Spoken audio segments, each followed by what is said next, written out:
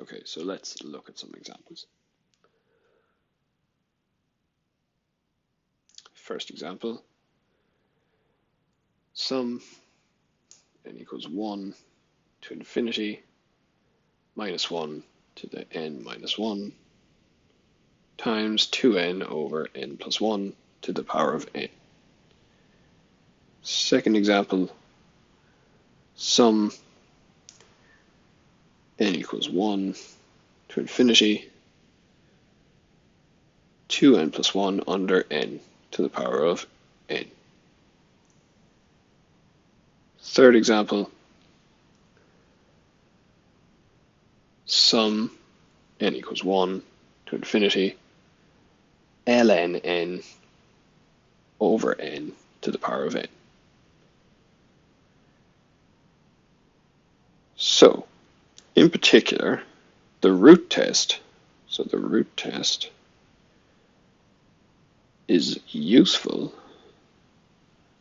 for series with powers of n in the terms.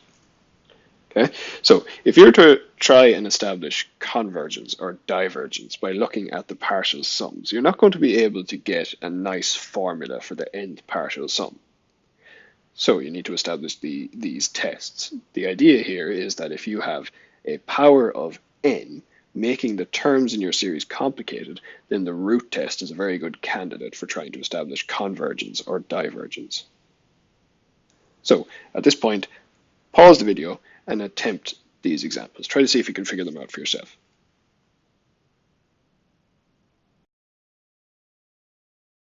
Okay, so let's work through some solutions.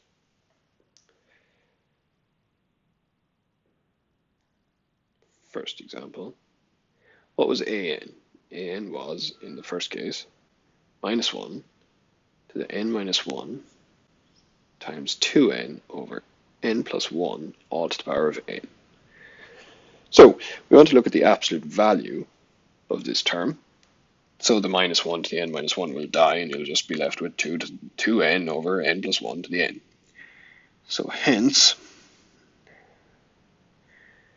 the nth root of the absolute value of an, which is what we want to ultimately take the limit of, is just 2n over n plus 1.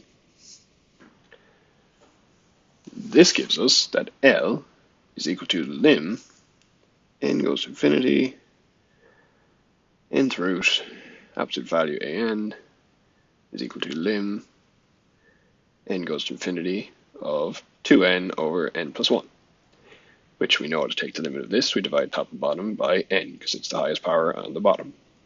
So we get 2 over 1 plus 1 over n, that's just equal to 2. In particular, this is greater than 1. So hence, this series sum minus 1 to the n minus 1, 2n over n plus 1 to the power of n diverges by the root test.